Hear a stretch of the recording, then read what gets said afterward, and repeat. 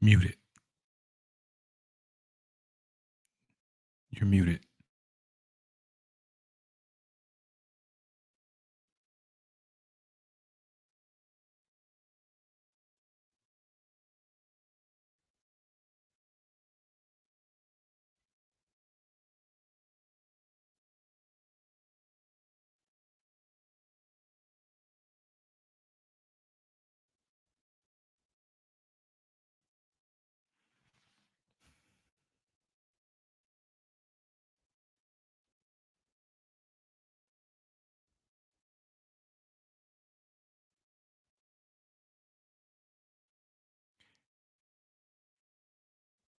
Greetings. Can you hear me? I think remember you said some great things, but you were muted, so you might want to start over again.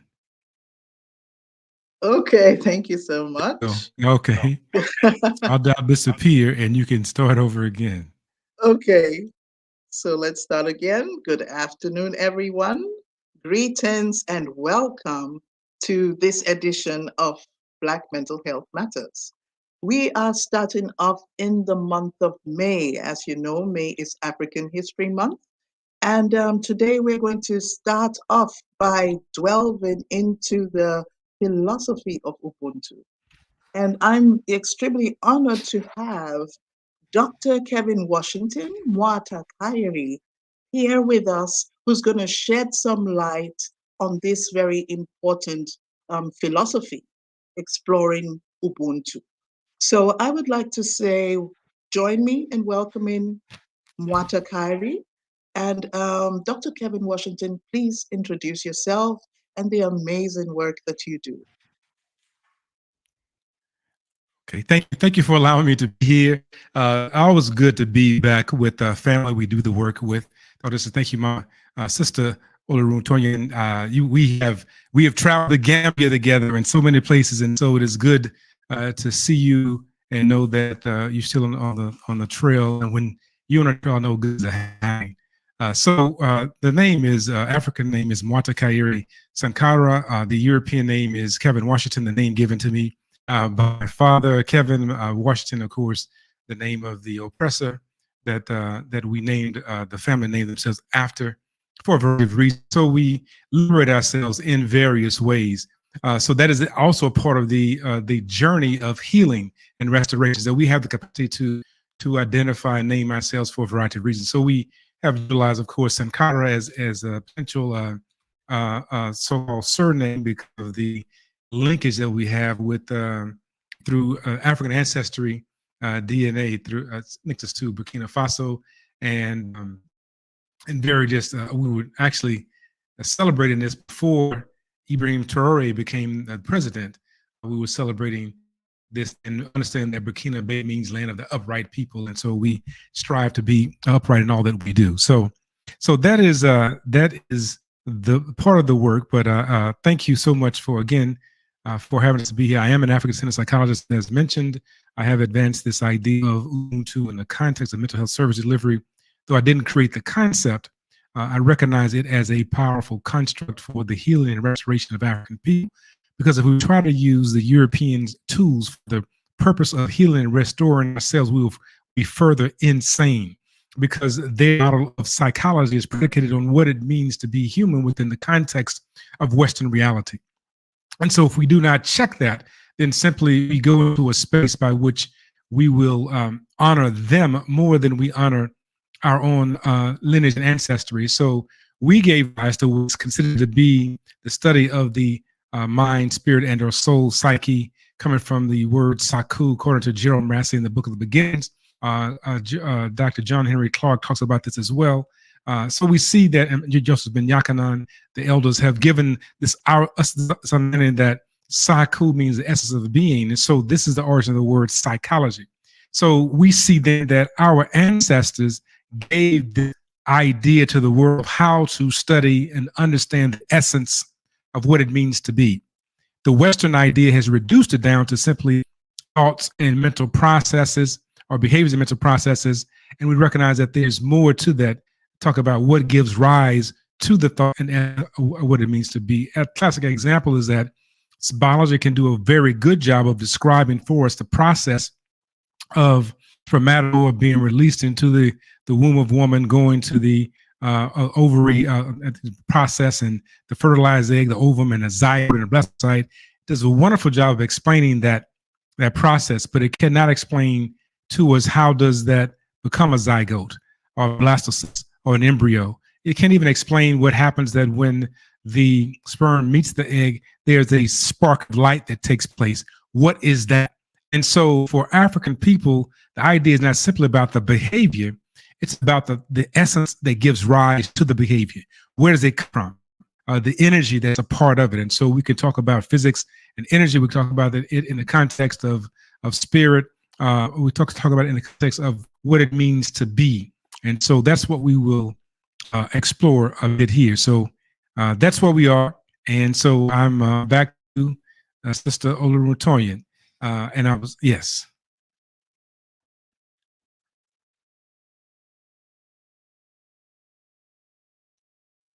Thank you so much. I'm really very excited to hear the presentation. One thing you mentioned, which we often forget, you are explaining to us that actually the concept of psychology is Africa-centered. And it's Yes. not so much about the behavior, but about the spirit, about the soul. Can you please expand a bit more on that? Our work talks about, when we talk about what it means to be in our space, the phenomenological aspect of us, it is about understanding being is spirit. Being is tied to fundamental deep essence. When we talk about African psychology, it is this idea of what does it mean to function as a being that has no beginning and no end. The Batu Congo concept tells us that we are on a biogenetic rope, according to Dr. Fukuyama, and that on this rope we are past, present, and future, that we are what has been here, we are what is happening right now, and we are what is to become. And on this biogenetic rope are things that get tied on to that rope called makolo. Makolo are knots or challenges that we experience. We can talk about them as the ma'afa, the great suffering of African people. We don't talk about it as the slave trade. The slave trade sounds like trading baseball cards. We don't talk about it as the middle passage. It sounds like walking down a hallway. But Dr. Ani told us about this idea, as well as Dr. Asa Hilliard, the construct of the ma'afa, Kiswahili word for the great suffering or calamity of African people at the hands of Europeans and Arabs. And so what was damaged in the process was not simply the physical body. You can hold the physical body. It becomes the essence of being. And so this beingness has been brought under the control of Europeans, so much so that people begin to believe themselves to be unlike themselves. And that's what the Carter G. Woodson says, that when you control a man's thinking, part of that thought process is his essence. You don't worry about what will become. And so this essence is controlled by the European psyche, so much so that we believe ourselves only to be human, to the extent that we are linked to, that are tied to, that we're attached to European thought. And so African psychologists in the healing process, and those who are empathic in the process of understanding African people, must engage in understanding first and foremost, how do African people function? That is, spirit is essential, and the idea of fundamental essence of what it means to be is a part of the collective, not simply being an entity in and of itself, but the idea that I belong to something greater than myself. To also address the issue of the rupture that took place. How do we deal with that? The rupture is the breach that dehumanized people in such a way that their spirits were broken. When we talk about this song that is sung in many churches in America, Amazing Grace was the song to the moon that was sung. And it wasn't even sung, it was hummed. And so the melody was hummed, and then this European put Amazing Grace on top of it. But it can be played on all black keys on the piano because it's in the pentatonic scale, which is an African way of noting things. So you have this humming of spirit humming, saying we're in this space and we're being broken, we're being ruptured. But if we can simply get the vibration together, we can remain whole at some level. So we have to understand how to heal the rupture, and then how to engage in multimodal approach for the healing. That is not simply talk about talk therapy, but understand that we see spirit as sacred, spirit as essential, that all things are seen as spirit and spirit energy, that life is religion, religion is life. The cause and effect is a spiritual phenomena. To attend to the mind is to attend to spirit. That's a very different way of seeing things, because the Europeans say simply, if you can deal with thoughts and mental processes, if you can talk about reinforcement schedules of behaviorism, or you can look at ringing a bell, Pavlov, and watch Salvation, or B.F. Skinner, the idea of again reinforcement. All those things are tied to a Western model, but the issue is that deeper than that, yes, we have things that get reinforced. Deeper than that is what it means to be. And that's what was really disrupted in the context of the Ma'afa, or the enslavement experience. But more importantly, it was the humming of the song to the moon.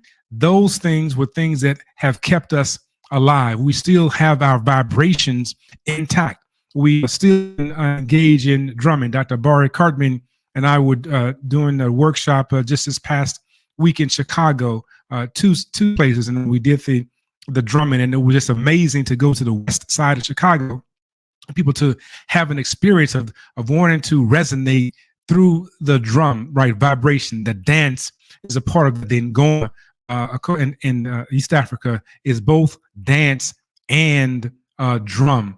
We know that in West Africa, they talk about among the Ga, there's rhythm and vibration, and that rhythm is masculine and vibration is feminine. Think about how that's powerful, because you even see that when they talk about drum and rhythm and movement and vibration, it has masculine and feminine qualities to it. Rhythm is counted, measured. It's like male, you do this A, B, and C, you get these results. It's counted and measured. However, it has no real expression without vibration. Vibration is like the wind. It can blow some cool, or blow some bad. And so when you harmonize the two among the Ga, when you have rhythm, joint, vibration, you're now beginning to have an entrainment process. That is, that there's a resonance taking place, not in this simple body, but in DNA. We have cells beginning to reverberate at a different level. That's why they outlawed and banned drumming in this space, or even African dance. But you have various drums that they use in Cuba and in Haiti. The cajon is what it's called, the box. I say, well, why did they use the box? I learned about using the box because the French realized that we can get them to work without the drum. Even though the French outlawed the drum, the people that were there on the ground allowed them to use the box crate to beat on, and they got a lot of work done. And so when the lead oppressors came, they simply picked up crates and started moving like they were working, but in reality they were using the box as drums in those spaces to be able to resonate and vibrate. You talk about Trinidad and taking oil pans and turning them into the pan drum. Again, it is rhythm and vibration. You have the kunga coming from the Congo, taking barrels and strapping, putting skin on that. So you see that wherever you find us, we were able to connect not just with the issue of music, but through those rhythms, through those sounds, through those tones, through the movement, we were able to connect with spirit. So this is why it is so critical. And what's important to note is that you can't have drum, dance, and rhythm just by yourself. It is tied to people. That's why I say, some says Akebe means in Malay means let us come together in peace. That is version of the word djembe, some suggestion. So it is coming together in peace. So I will say this is that when we talk about doing this work, we have to first of all respect spirit in all aspects of life. That's first.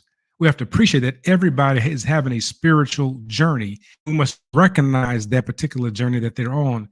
We help people to increase their strength along the way of their journey, and to keep people in alignment with true purpose, and acknowledge that everybody has a true purpose. So among the the Yoruba, the idea of Ori, that we have a destiny, that we're born. See this happening, a Krabia among the Akan.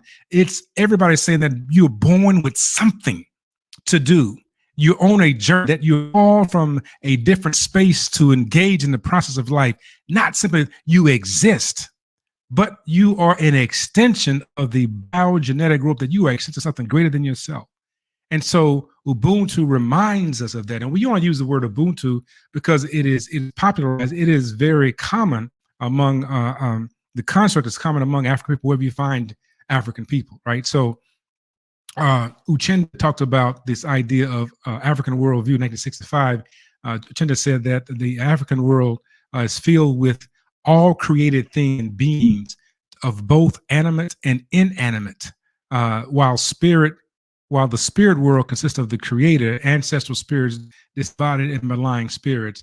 The constant interaction between the material and the spiritual is always there for good, bad, or living and unliving. That's a heavy piece, is that we are both present and past.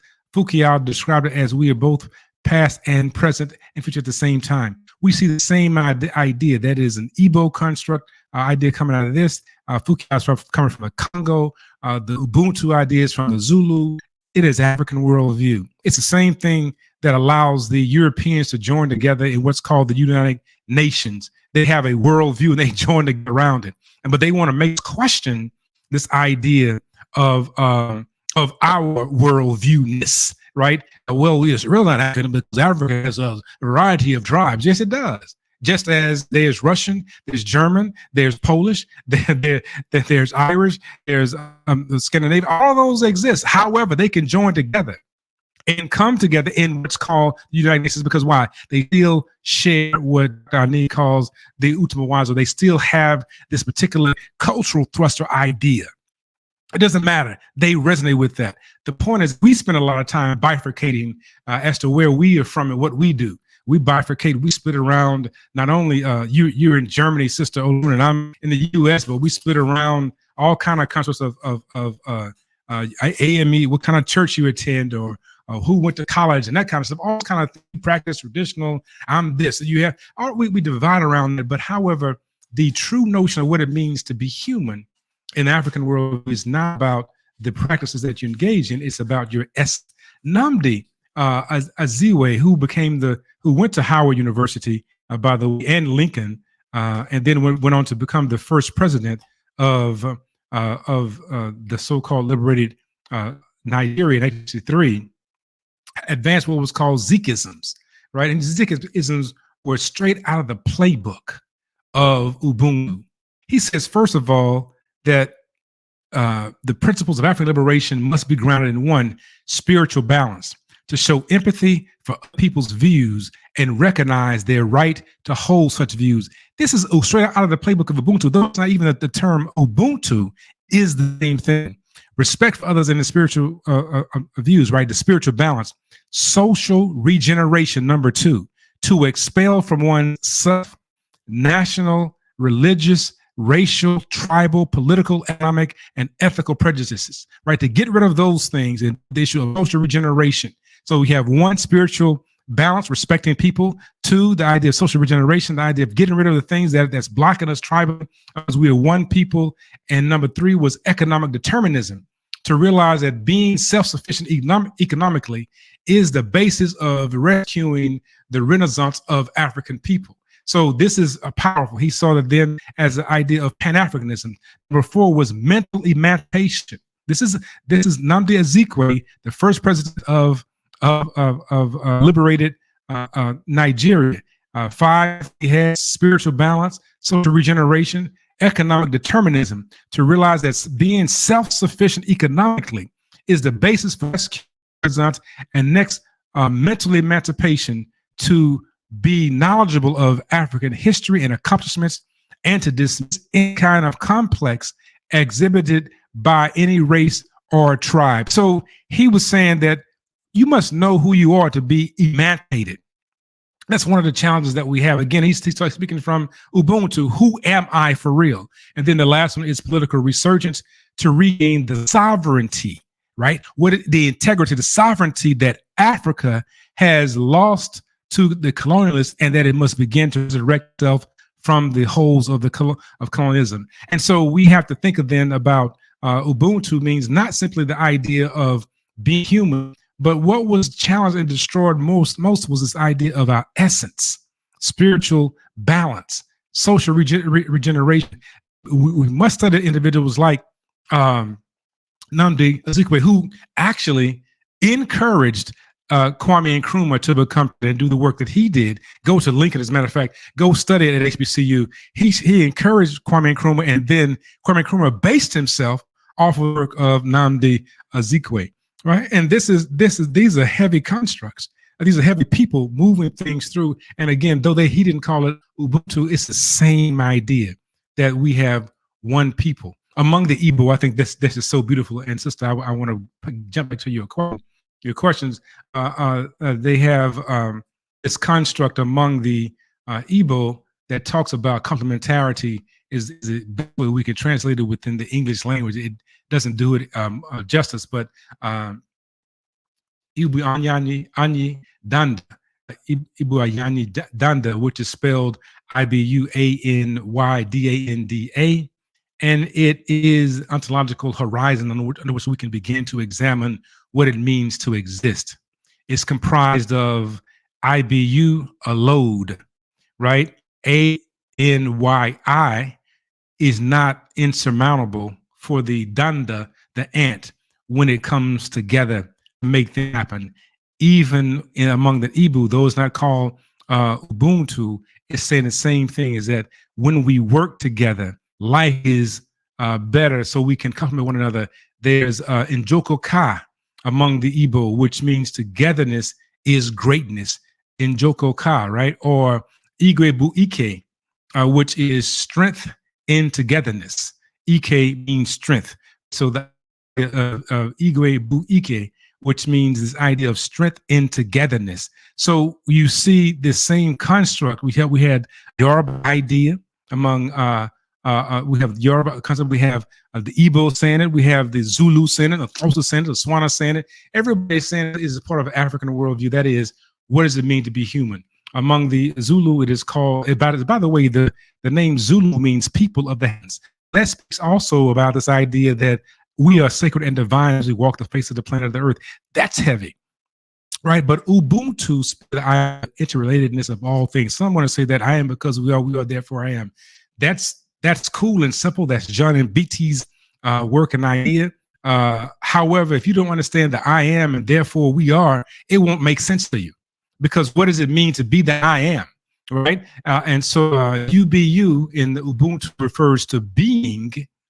NTU refers to the universal or unifying life force.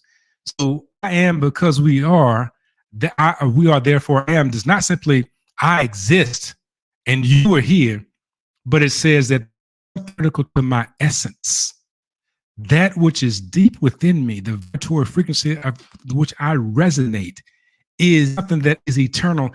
Into you, unifying life force says that it is in you and it is in me, and we are connected and we vibe together. That's why we could do certain things together in spaces, and we can vibe together. We can have a good time together. People can pass by you and you can nod. Sometimes you go places and you see people and you feel like you've always known them because you're resonating at a vibrant frequency that is consistent with yours, right? This idea of you being and with this unifying life force. They say that this unifying life force is with all things that have been created by the divine. That is all things. Now, Europeans don't see it quite the same way. So we're speaking then now about African communalism. Sister, I don't know if you have any questions. I'm looking for you, and I see you. They can't see you, but I can see what's going on over here. So I see you taking notes over there. So I'll keep rolling. So African communalism, according to Koza, is a concept that views humanity in terms of the collective existence. It says that we exist in the collective. Serving is the basis of supportiveness, cooperation, collaboration, and solidarity, right? And so this is really the notion of Ubuntu, or idea of African collectiveness, communalism. Getche says that African communalism is the kinship-oriented social order which is informed by an ethic of reciprocity, meaning that we are existing and we are giving and we are taking. Now, this is real deep because it's not simply about giving and taking because we didn't want to give and take, the idea of quid pro quo in the legal system, but it is in my extending myself to you. It is really, I'm extending myself to myself.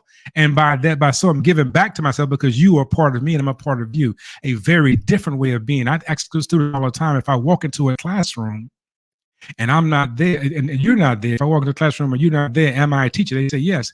I say, I'm not a teacher. I'm simply a person in a room. Just as if you come into a room, you're not students until I show up. It is about the relationship of one another that creates a condition by which we are elevated, because in community we have existence, we have meaning. Alone we simply exist in a way that we have a potential to move to the next level. Bovula talks about the erosion of such. He says that we have an erosion of these ideas, and so I will shift here when I share that. Even though the ideas may have eroded, I want to share these three powerful proverbs that we see on Xhosa, Zulu, and the Shona, and they mean basically the same thing: Ubuntu, Ugamuntu, Ugabantu, which means that an individual's humanity, identity, is expressed in relationship with others. That you only have a way to express yourself because of others. Again, Ubuntu, Ugamuntu, Ugabanya, Abantu. And you hear in that at least three times, NTU. Ubuntu, into you, Ugamuntu, into you, Ugabanya, Abantu, which means that a person has expressed itself in relationship to other people, that we can only have real meaning as we express among each other. Just as they say with the origin of the word djembe, akebe, akeje, akebe, right? Let's come together. You can't drum by yourself and make it make a whole lot of sense. Until when you drum with others, that's when you have a vibe. Zulu call it umuntu, gamuntu, agabantu. Each word there has into you. It says person is a person because they're other people.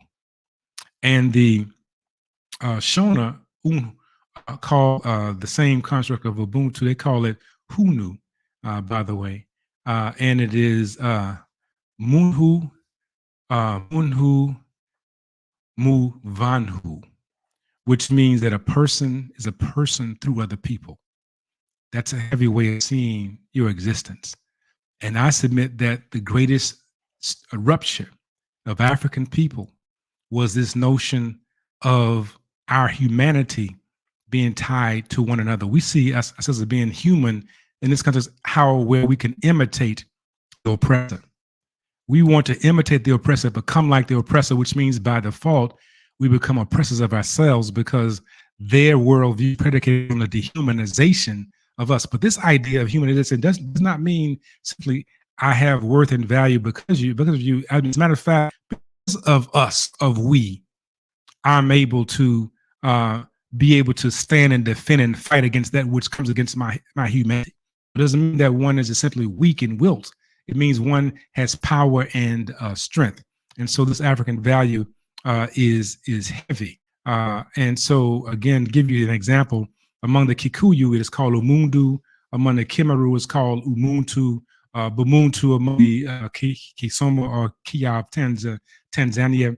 Vumuntu among the Songa or the Shiswa, Mozambique. Bamoto among the Congo, as well as Gimuntu among the Kikonga of the Congo. So this concept is all over, sister, and that's what I find to be powerful about it. It speaks to humanity, tolerance, and respect, and it says that I exist in spirit, in essence, because of your essence. And that means that because of your essence, I really have a true existence. Not I am because we are in that raw sense of Western sense, but because we have been placed on this life journey together for our paths to intersect. That was a call from the ancestors. That was called my higher spirit. And that is deeper than just simply saying I am because we are. We are called to move together in concert to do them. And that's what we have to go get back to and put back into perspective.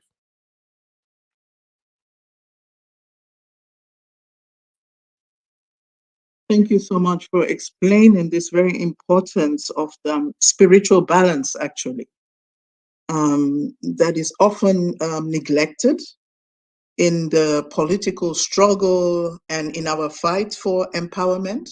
And I'm so happy that you touched on that topic. This relationship between spiritual balance and economic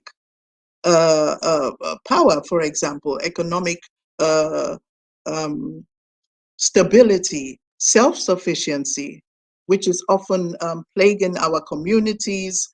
Can you please again stress on how these two factors, achieving spiritual balance and at the same time um, acquiring, what does it take to acquire economic independence? Powerful, right? I want to. I see family on here from a variety of places. I just noticed Samole from the Gambia, Sharifo and Fode. I want to thank you all for being here. I want to pause and say something about that experience, and then we talk about economic development. Right? Yeah. Every time you meet somebody in the Gambia, they ask a question: how is the family, right? Which is heavy to me because they're asking something very deep. They don't ask how are you doing. They ask how's the family. It's like, bro, How's you the don't even family? know my family, right? Because they know that if you are here, you have family. How is everything in your in your world? Those greetings speak volumes. Shea Lafiani about how things in the universe. Sawu Bona, right? And so I want to watch from Cape Town, as I said, Azania. Thank you. Sabu Bona asked the question about how are things in your space? How are your connections, Bukana, your connections with one another? Some say it means I see you. You can't see me unless you understand that I come from Bukana. I come from essence, a spiritual essence, because you're seeing me because I'm tied to those that have gone before me. Among the Zulu, you have to do proper umzabezi to actually be seen. And so that's also prolific and profound. So greetings, family, from in Cape Town, and Yeah. also Banjul, Banjul, Ode uh, Toure. and the and in the U.S. I see family here, Derek and others, Bari. I just wanted to make sure that we acknowledge the fact that this is family connecting, and that how do we know it exists? We watch and we observe. We spend time in these spaces. We spend time in Azania. We spend time in the Gambia. Spend time in Ghana. We watch and observe certain things and realize how powerful African humanity is now. How do we make that an economic enterprise? That's a very powerful thing, because the thing that is our greatest strength has been our greatest vulnerability. That is the idea of thinking that everybody that we come in contact with is human, right? But this is why when I love so much when sister in Azania, I asked a question about Akufa Kwabantu, which means metaphysicals of the people. Akufa Kwabantu says that you have these disruptions in spirit, and so you have, if you don't do proper ritual, you have Abapanza Basifulotele, which is withdrawal of ancestral protection because you have not performed proper ritual. So I asked the question, Bantu means the people. I asked the question, is it possible for Africans to have these lists of things called ukufa kwabantu, that is metaphysical illnesses, and they have a variety of them. One, of course, I gave you was Abapanza Basitele, and many others that exist. And she says, no, you have to be human to have these disorders, right? And so it's critical to know that even there, they recognize that the African Europeans are not really human. And that's deep, because I know that in the U.S., we recognize that there's some things about some folks just human. That's why you hear the Negro spiritual says they got shoes, we got shoes, all got shoes, children got shoes, but everybody talking about going to heaven. Heaven ain't going. Why? They recognize that there's something different about how those folks function and operate. And so we have to be clear about what it means to be human. And within the African worldview, the idea of humanity is not predicated on your existence. It is predicated on how you express essence. And that's different, because your essence indicates things. So economically, how do we begin to move in concert with essence and stop being taken advantage of by the oppressor? We recognize a variety of things, that the oppressor comes in to get most of the resources that the world come out of the earth of the continent of Africa, whether it is a continent tantalite in the Congo, whether it is the Queen of England is drinking from Madagascar, whether it is a coffee from Rwanda and Ethiopia, and now Ghana is getting into it, whether it is the cocoa, the chocolate that Hershey chocolate used in the United States, or the other folks, the Dutch, whatever they call it, the Swedish, whichever they did, it's like over in Brussels, all that kind of stuff, right? That's coming. The cocoa is coming from Africa. Their entire world is predicated on Africa. Right now, the control now is for lithium to be able to control the batteries. We have to stop being a cheap date globally. Not only we're cheap in the United States, but we're cheap date everywhere. So Ubuntu says that I have to also stop and not and respect my humanity by not being exploited by others. Because Ubuntu doesn't mean that you get exploited. It means that you recognize that because you exist, and because you are the seed of a seed, you have a responsibility to protect, to extend and defend that reality. And anything that comes against your humanity must be destroyed, right? And that's another act of understanding Ubuntu as well. And we forget that part of the process. We think that's simply about, a kumbaya coming together. But also is that if I come in and take all of your stuff, I'm not family, right? And if I come in and build, I am a family. So anyway, we have an obligation economically to recognize that the wealth of the world is predicated on resources that come from the space, but we give it up cheaply. And then look at how we export it, because I get a little bit extra, a few ones than you, then everything is fine. And then when I pushed back against that, we see Patrice Lumumba. There is a killing of a population. Kwame Nkrumah, we said destabilization. We see all of these things taking place. We also see currently individuals are beginning to stand up against the French, right? Ibrahim Traore. We have Faye in Senegal. We see these movements taking place right now in Niger, Mali, and so forth. So something is happening. There is an awakening. And the awakening is about not being taken advantage of. That is also Ubuntu. Thank you.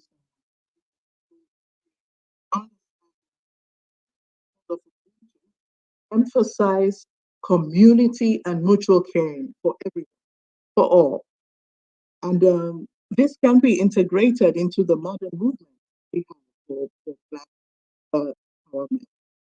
Are there any examples which you can say of how Ubuntu has been effectively applied in struggles for liberation, for example?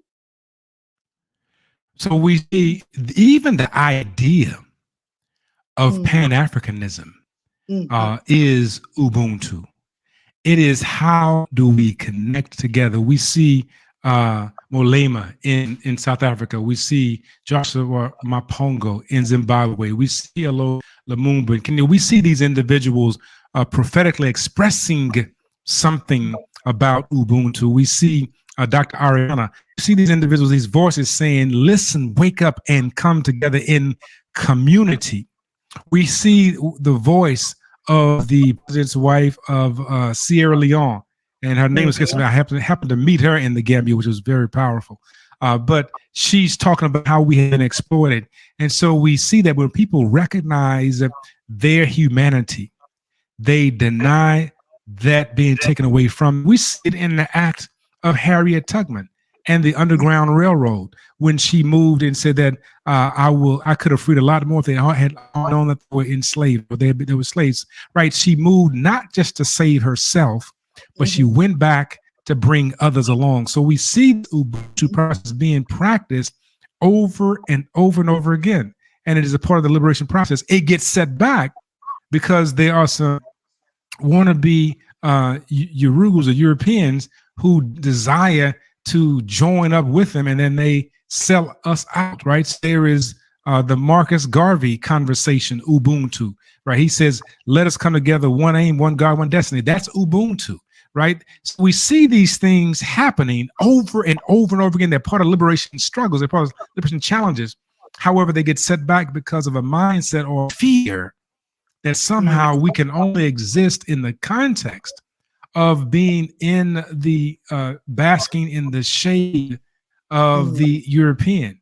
But Ubuntu says, listen, I exist, I have being, I have worth, I have power, I come from power. That is also what led Shaka Zulu to be able to create an armed force, to be able to fight against the Europeans, right? He found this idea of we unified together. But even when we talk about IET, Boukman, and I'm losing the name all of a sudden, Jacques Mao, we have all of these individuals coming along, and they said, know who you are human.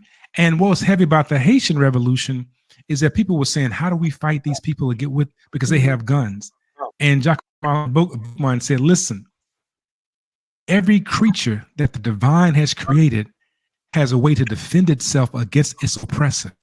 Why do you think you have not been created with defense against your oppressor, right?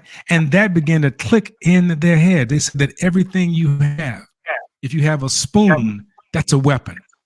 Whatever you have, that's a weapon against the oppressor. That's Ubuntu. For I first recognize your own unique humanity. Let me say it this way. I think this is critical. We look at the quote by Archbishop Desmond Tutu. He says that Ubuntu is the essence of being human. It speaks to the fact that my humanity is caught up in yours, and we bound together. I am human because I belong. It speaks about wholeness. It speaks about compassion. A person with Ubuntu is welcoming, hospitable, and generous, willing to share. The quality of Ubuntu gives people resilience, enabling them to survive and emerge still human despite all efforts to dehumanize them. Powerful, because it's not simply about I am because you are. It gives me the resilience because of my beingness, and that won't be denied. And that's a heavy piece, a heavy call. So we see this over and over again. If we go through every liberation movement, it said, first of all, I know I have worth and value. So you see it with the revolt in New Orleans. You see it with the Cato Rebellion. You see it over and over again. I have value and worth because I exist, and we are joined together in the fight against that which is coming against our humanity. Thank you. Thank you so much for that. When you were speaking, I had to think that in some of our traditional settings, when we are on the continent, this all seems so natural. But we do face challenges in implementing Ubuntu when we are within historic communities, like here in Germany, you know, when we live in communities which have been influenced by individualistic societies, something changes. What are the challenges that we have in implementing Ubuntu in such societies, and how can we combat that?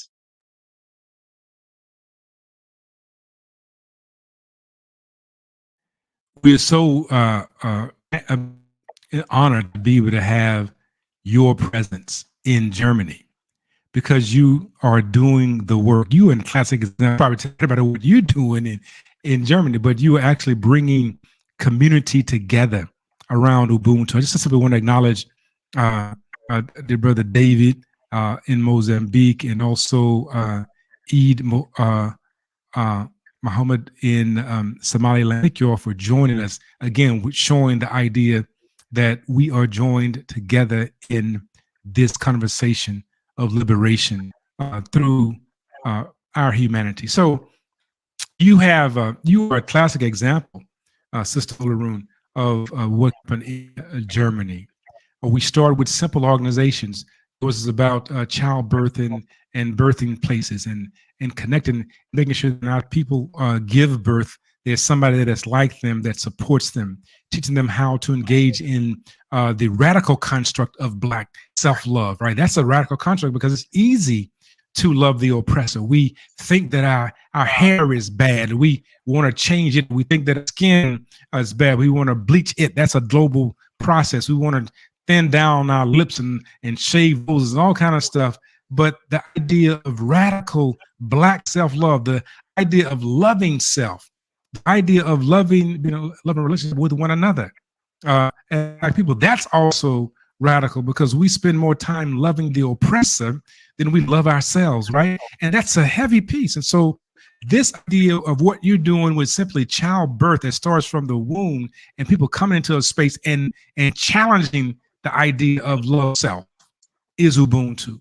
The work in psychology we talk about, right? The idea of how do you engage in the process of feeling connected and whole to other people. First of all, feeling connected with yourself, but know that you are joined together with others, and your connections are the things that give you strength and gives you wholeness. That's a process because we spend more time in the space of fragmentation. Now, what we recognize is that we need each other. That's why people begin to form gangs and other things. We find that happening quite often.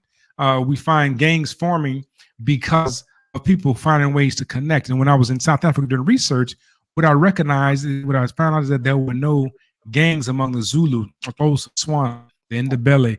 It was not among them. It was among the colors who were not black enough to themselves to be a part of the African groups of Zulu, anyone, the others, but they were too black to be Afrikaners or whites, and so they existed in a no man's space. And so as a result, they started forming these gangs. The same thing in the United States. The gangs are forming, and it's a form of identity, a form of coming together. It's a form of love and support in a way that can be good, so has some downfalls to it because it's around a criminal activity. But again, it's finding ways to be and to exist. And so what we do is we find ways to shift the beingness from being counter, right? And that's why I think it's so important not to exist in the context of having a counter narrative, right? So if you have a counter narrative or a decolonization, the idea of the narrative is guided conversation, right? So if I recognize that my fundamental truth is what it is, I don't have to sit up and figure out how to counter your narrative. I give you the corrective narrative that's happening. The correct narrative is my truth. And as a result, it counters what you've just posited in this space. So about the decolonization. By virtue of me claiming my Africanity, right, existing in it, I am decolonized in my mind. I don't have to focus on decolonization, though I recognize the powerful work by Wachiango and others about decolonizing the mind. I recognize it's powerful, and I'm not knocking it. I'm saying that the phase of saying when I exist in the firmness of who I am, as a result, I am decolonizing my mind. So decolonization is a process, not a destination. So the element of identifying with who I am and why I function is powerful. So we want to welcome Araba from Ethiopia as well. It is good again to have family all over joining this conversation. We want to see the questions too pop up because we can go. We have about what, Exactly. 5-10 minutes left. 5 minutes left. Go. So go ahead. So It's back please to you. do ask questions. Please do ask questions. Really global family, and it's amazing that you all participate. Thank you so much for being here.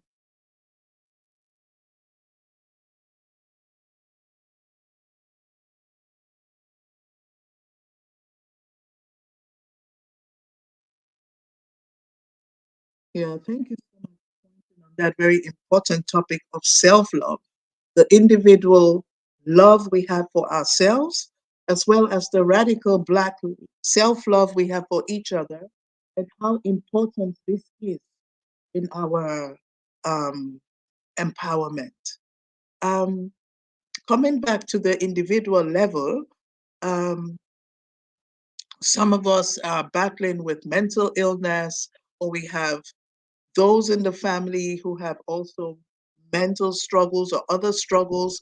And it's not always easy to see the big picture. The things that you described, the feeling, the energy that connects us all. When we're in this state of trauma and we have lost these connections, what possibilities do we have using Ubuntu as a healing, not just a healing concept, but a facilitator facilitation to healing. So that is actually the criminal narrative, the aspect of the upcoming book that we have about Ubuntu and psychotherapy. That's what we talk about in Ubuntu psychotherapy. How do we talk about using the construct of what it means to be human for the healing of our people? I want to go back and greet again Sharifo, Jabarte, and in the Gambia. I just want to let everybody know this brother is working on becoming a lawyer, if he's not one by now, one of the most prolific, profound lawyers of out of the Gambia. A very powerful brother. He and his compadres are very, very wonderful and deep and profound people because they're doing the work, they're asking the question, and they're going deep with it in the Gambia, moving through. They had some challenges with an institution, but even through all of that, they continue to move forward to advance something. Again, that's Ubuntu. I didn't meet Sharifo by himself. I met him with two other people that they traveled together with, and they've never met me one-on-one. They've always come as a group, and so I just wanted to acknowledge the brother. So we talk about humanity, the restoration process. First of all, we ask people the question, who are you connected with? What do you feel connected to? Right? What is your level of connectedness to self and others? That's a part of the healing process, because if one feels disconnected, that then causes a great deal of problems in the world for them. So we work on making sure that people feel connected to themselves and others. The issue is, next question deals with the idea of connection. What are the things that you do to feel connected and or grounded? And so David writes here, one of the problems that hampers the implementation of Ubuntu in my country is the division among the youths due to political interference, especially where there's no separation of government institutions. How can we break that and make sure that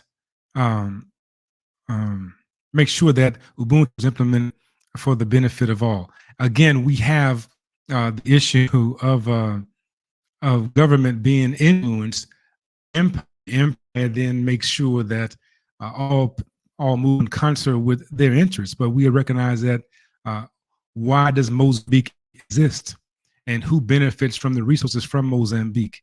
But we talk about in mental health, and we'll come back to that, David, just for a moment. I'd love to tap your thoughts about what can be done specifically that you see to make Ubuntu real.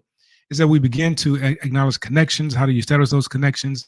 And more importantly, what are some of the things that you do to make sure that you're grounded, right? And so we recognize that grounding comes through understanding your purpose, that you're born with a purpose, you're on a journey, that your journey is tied to other people. How's that manifesting? What activities that you're engaging in, spoken word, drumming, movement, those kind of things. How do you see your purpose in recognizing that change must take place? So, for example, David sees something specifically that other people in Mozambique may not see clearly, because his purpose was to see just what he saw, to be able to ask the question.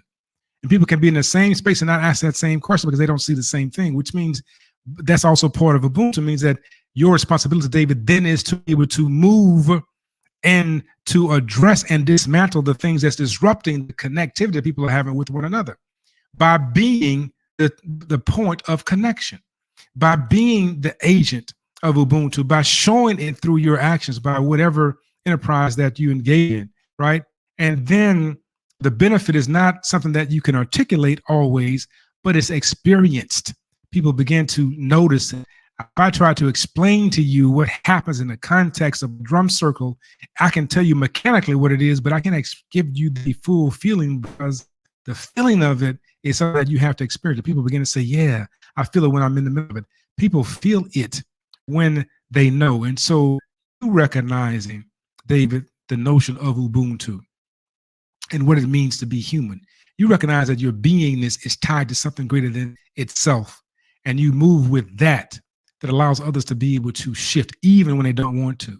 I've been in places where people have had a desire to be pariahs, to want to take advantage of one another. But as we exist with the spirit, it begins to change the atmosphere. And so the other people who are able to see that. That's the other thing that we talk about with Ubuntu, is acknowledging the fact that there are other people on a journey with you, that you're always being led to be open to be led into having experiences that fortify your presence, your purpose, and your passion. And that's very important. Give thanks for being in a space like my people provides respite. I guess that's what I was just saying, right? All right. So, Abena, much love and respect. Struggles are in the West, she said, and around so much negative energies on the day-to-day basis. Indeed. And there are also the positives that are with us. And too often we give credence to the negative energies, but the negative energies are only there to remind us of something else that's even greater. And when we stand in the face of those things that are negative coming against us without buckling because of the power that's within, it shifts them to function differently, which is also good. Generational trauma also make it difficult to connect with family who don't understand our histories and journeys.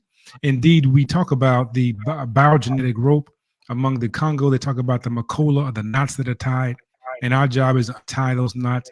That's biogenetic. Those are generational traumas, but also they're generational strengths, resilience that we've also passed on, that we don't always acknowledge it. So we spend more time on the traumas, which they are many, and they disallow us from true power. However, the fact that Abena Maroon, you exist, it speaks to something else that exists greater than the traumas, because you have existed beyond those traumas. So we have to recognize also generational strengths, the things that they passed on to us that makes us powerful, have purpose, and have passion. Yes. Thank you so much. Thank you so much for bringing that point in. I mean, it's also very important, like when we talk about purpose, make that point that there is a lot of power and healing. And sometimes we have to go back to those ancestors. You know, if in our ancestral worship we can only connect with those who have traumatic experiences, we can go further back to the place where where our ancestors were powerful and strong, and we still carry that in us today. Thank you so much for explaining that importance of grounding, of aligning with our purpose, and integrating our personal experiences with our connection to others. This is so important. Let's speak to that for a moment, right? Just before you Yes. disappear, I know that you all know the idea of how do we connect with ancestors, right?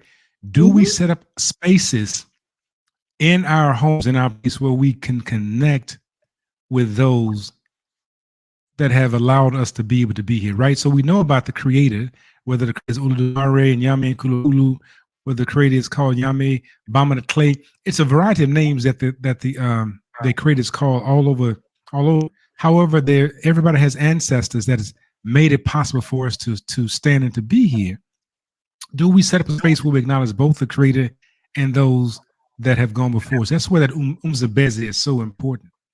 And so how do you do that? And so there's certain things that we could talk about, have space, altar, shrine, the space that is set aside. We put in the white cloth, celebrates, honoring ancestral powers, and the idea of the various candles, right? White candle generally, and just the images that you put in, the things that's important, because every society engages in ancestral veneration at some level, except the people with the stronger ancestral ties and connections, right? And what do I mean by that? Every time we go and we spend $1 in the United States of America, we have a European ancestor to honor. Benjamin Franklin 100, Abraham Lincoln 5. Well, we have Andrew, we have all these people that we are giving homage to. Streets are named for Europeans, schools named for these Europeans. So they have ancestral veneration every single day. You go through Washington, D.C., there are circles, Logan circle, and so forth and so on. And you have to go around these circles with these images inside of it. So there's a veneration, there's a process of acknowledging them and their energy. But we don't stop and acknowledge our ancestral legacy. those that made it possible. We are saying, we're showing our children how to recognize us. We're no longer here because we are here on a journey, on a purpose, and that this journey is a continuum. How do we, that's also Ubuntu, how do we recognize the biogenetic growth that we're doing? How do we acknowledge those that have gone before us? And also give recognition to those that are around us and those that are yet to come. We spend a lot of time dealing with the disconnect, but if we stop and get in our spaces and get what is the quality of the food that we're eating? That's Ubuntu, right? Mhm. Are we fortifying the body with stuff that makes the body have honor that energy, that life flow? What are the activities that we engage in, exercise and movement? That's Ubuntu, right? All those things are a part of Ubuntu practice, not simply talk therapy, but it is a lifestyle that is transformative. But I want to begin with, you said, how do we acknowledge, how do we set up altars or shrines or spaces within our house? That's spooky. Why is that spooky? When everybody's doing it, every time you go to any country, their money has their images on it. And yet that's spooky to us. And we have the most powerful people facing the earth that have ever walked, and we are afraid to acknowledge them. What happens when we stop and honor those that have gone before us? And how does really get into order? That's a real challenge. We have Sweden, Prince Ibrahim. Thank you. Yes, thank you, Brother David, for that, and Mama Abner as well, Nana Abner, for the statement. I'm done. Thank you so much for pointing out how such practices, traditional practices, ancestral veneration, is actually a tool which assists us in confronting and dismantling colonialism, the legacies of colonialism which still remain. So I think it's important to incorporate this into our daily life and community practice. You already showed us how this is done in Western societies, but yet we have yet to engage proudly in this process. Just to end, I would like to come to the topic of justice movements, to talk about Ubuntu and racial justice. Black Lives Matter, Black mental health matters. How can we inspire and strengthen our communities in this fight for justice today?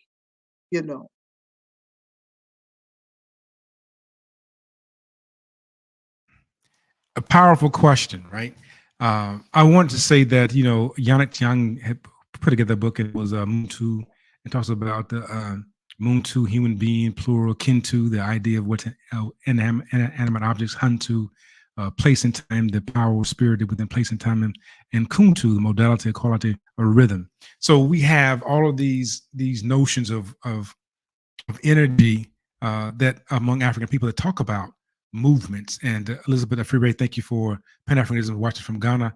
So thank you so much for watching this. We have to recognize that in this process of liberation, social justice, a proclamation of African humanity is an act of social justice, because the European utilizes the machination of white supremacist ideology to suppress the beingness of African people, so much so that the people begin to believe themselves to be inferior. So to proclaim one's humanity in the context of those that have denied one their humanity is an act of social justice. Out the gate, we must recognize that first and foremost. That is what led to the liberation of IET, which is why it suffers to this day, because they proclaimed themselves to be human despite all that was coming against them. That was an act of social justice. When we see various movements taking place, the reason why the enslavement process began to choke and come to a halt in Ghana, the Gold Coast, because individuals like Nana Asantewaa said that we are humans beyond all things. The reason why things began to shift in South Africa when the Europeans were finding a trade route, and they were stopping at the Cape in order to to go into a space to rest, and then they begin to encroach upon the land. And Zulu says that we are human. We're not to be dehumanized. That's when there was an act of social justice and begin to cause an overthrow of the government. We have to recognize that the proclamation of African humanity is an act of social justice. The idea of talking about this in psychology, to talk about how to be human to people who have been dehumanized and who live in a space that is predicated on the dehumanization. For me, psychotherapy is an act of social justice. So we have to understand that the first and foremost thing is that the proclamation of I exist, I have value, I have worth. Second thing, to understand your historical legacy. Where do you come from for real? What is your true negative, your true worth? Yes, there's some negativity in your past. However, there is something of strength and of value to go back and to get. That's what the idea of Sankofa bird out of Ghana, right? To go back and fetch that they were just lost. To go back and understand something about your historical legacy. That's what you're drawing from. That's where your power comes from. They recognize that it has been done in the past and it can be done in the future. And then secondly, to recognize that you are doing something to make sure that the seed that comes forward doesn't have to go through the suffering of that which you had to encounter. In the United States, for example, Black people are known to eat pig guts, call them chitlins, spelled chitterlings. And so I said that there was no point in time where an ancestor was waiting for pig intestines to come out of the pig for their consumption.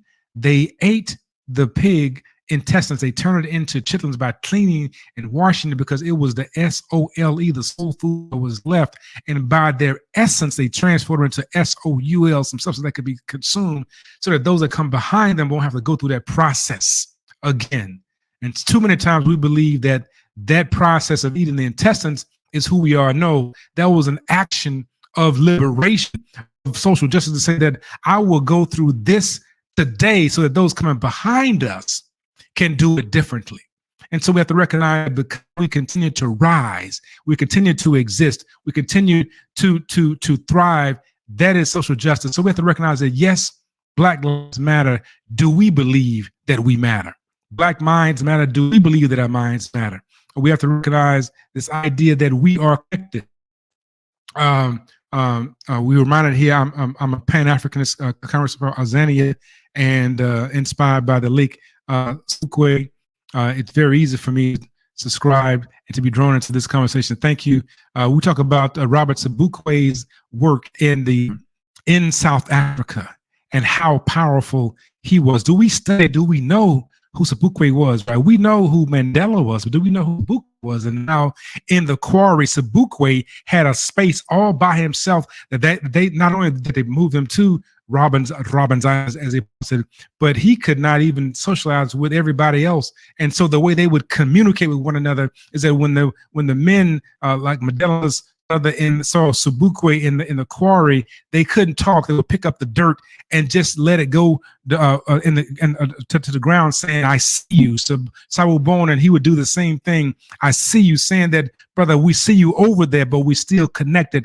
That's an act of social justice. So we have to recognize that when we study these individuals like the Sebukwe's, when we study the existence of individuals like Thomas Sankara, when we study their actions, that's social justice, right? And so, so we have to recognize that these are moments of social justice. So I'm gonna put in chitlins.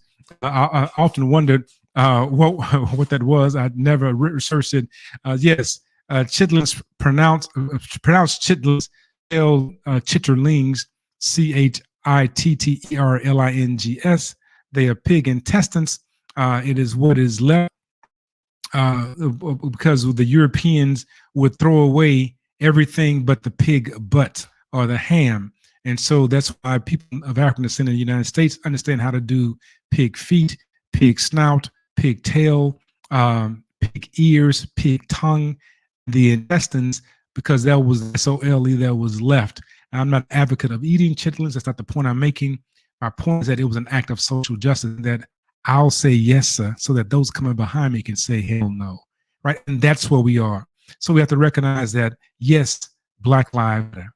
Yes, African lives, Black minds matter. Yes, we matter. That is an act of social justice because there's some that desire for not to see ourselves as real matter. But beyond matter, we are spirit beings and becoming. That's our Ubuntu, that we are elevated in consciousness every single day. And then may we always recognize that those that have gone before us have stood, and some have some heinous things, and others have done some things that simply were because they lived through heinous conditions. And because of them, we exist.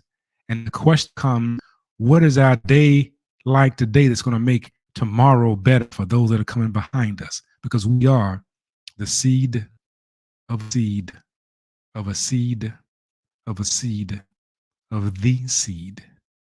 And that's all we have to do is to elevate in business to make sure that the future becomes even greater.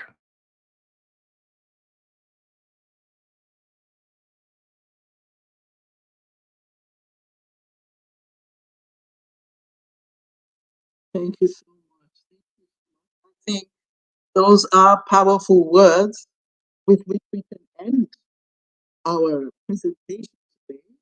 And it's so complex, not complex actually.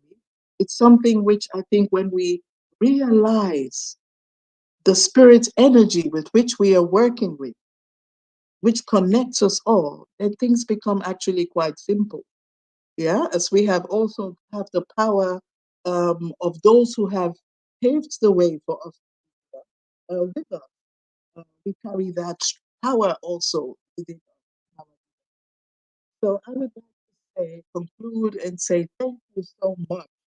I extend my deepest gratitude to uh, Mwata Kairi, Kevin Washington, for this illuminating presentation on the African philosophy of Ubuntu, the historical and contemporary significance. And yeah, let us be reminded of this powerful truth. You know, we are spirit and we exist because of the sacrifices of those which have gone before us. And as Mwata Kairi has said and highlighted, Ubuntu is much more than philosophy. It's something that touches the essence of our spiritual lives. And let us continue reflecting on our interdependence and acknowledgement. Um, thank you so much for this lesson of Ubuntu. And I know it can be ongoing. This is not um, the last one because there's so much we can learn. And, thank you most profoundly for making today's Black Mental Health Matters meaningful and memorable. I thank you also, the global family from all over, from Nigeria, Gambia, South Africa, Mozambique. Welcome and thank you. And yes, several of you are asking that you want to be part of the Black Mental Health family. Yes, we are welcoming you. Watching from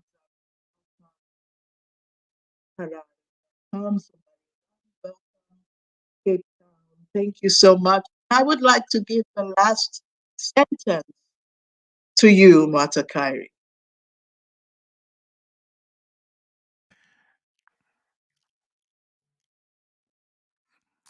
I was actually, I was actually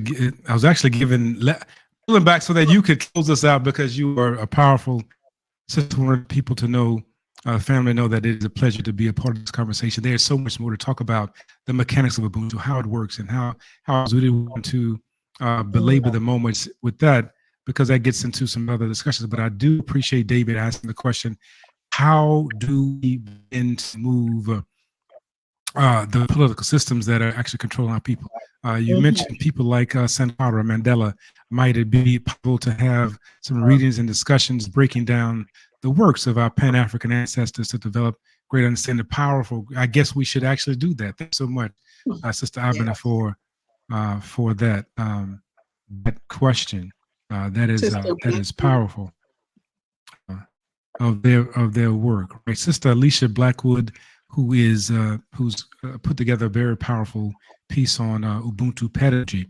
Her book is Ubuntu Pedagogy, so she is again taking the work and moving it around the world. And one of the things I think is so amazing to us both. She talks about how how she's done it and pulled me along the way with her. We take Ubuntu to South Africa, and they're looking at us like, "Wow, this is good. It's like this is your stuff." And so it's amazing how we leave our stuff to take up the fight for the oppressor, assuming that it's somehow better. And I want to recognize that what we have been created, and we have to discontinue going through the Yes. process of seeking to be validated by those that don't have the capacity to validate anybody. That the power to be validated is already within. The Zulu call themselves the people of the heavens. We recognize that we are sacred and divine. Among the people of Kemet, it said every morning, Anuk Asa, I am divine. Our biggest challenge is to recognize that we are indeed divine, which is why I say that as Fukiya reminds us, we are the seed of a seed of a seed of a seed of the seed, that we are sacred and divine. We are people of the heavens. We have a powerful purpose. And every day that we move, we should move in concert with our purpose, no matter how challenging it becomes. Because when we move in concert with our purpose is where our true power comes from. And every obstacle shall be removed because we recognize that what is working on our behalf is what working against us. I want to be clear about that as we engage in, as you mentioned, honoring the altar, the ancestors, we engage in honoring all of that. And when we connect with those around us, the army that we have working on our behalf is greater than that which is working against us. We simply know how to call upon it, live within our purpose, and elevate within it. And that's where the true power comes from. Let's rise up, family, rise up. So we would do that. The work, Sankara, Mandela, Sabukwe. We need to do a better job. Maybe that's part of the work that we will do to share their works. We know about some of the other ones, but not their works. And so Sabukwe's narrative is profound. Sankara renamed the country Corporal Volta to Burkina Faso, land of the upright people, integrated women into the process, challenged the French. That's a heavy piece. He said that, think about this, he said that we will call ourselves Burkina Bay upright people. That means you have to stand up and be human instead of walking around with your head down being dehumanized. I love it.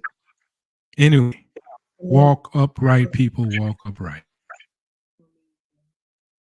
Yes.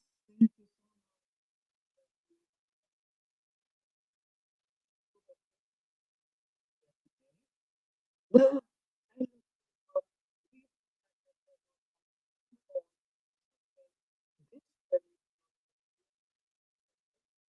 and have an amazing May 1st.